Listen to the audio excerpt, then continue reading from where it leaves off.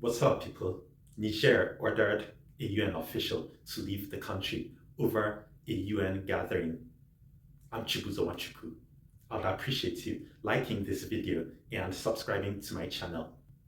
The junta government of Niger gave the UN official, Louis Obin, 72 hours to leave the country, accusing the UN of using maneuvers instigated by France to prevent the country from having full participation at the UN Gathering of World Leaders, which took place last month.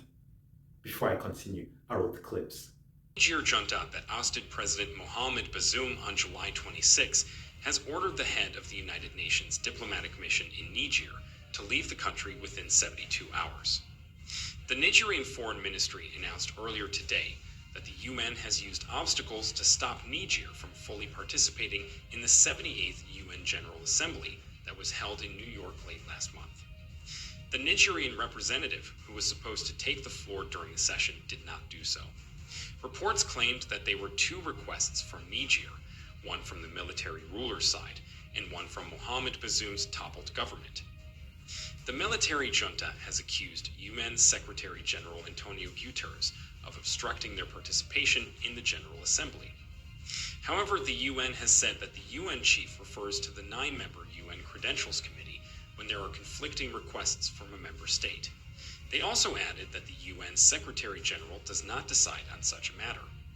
This comes after the United States has officially announced that it recognizes that the recent event in Niger was a coup. Washington said that they've spoken with ousted Bazoum, telling him that they've tried all diplomatic means to reinstate constitutional order. Do you think France was behind the obstruction of the Niger envoy to the UN General Assembly? I don't know if the allegations are true, but you remember Niger ousted its former president, Mohamed Bazoum, for serving France instead of his own country. The people were upset. They had enough. So they had to oust him by that revolution, which those Western officials and the UN and so on would call a coup. Niger, since then, ordered the French ambassador to their country, Sylvain Ité, to leave after like a 1-month delay per the president of France, Emmanuel Macron, who kept defying orders and would rather listen to the former president. Ité left. Niger is also getting rid of the French troops. Macron was reluctant to let go of Niger. He changed his mind. So this is what I'm suspecting. I suspect that France had something to do with this.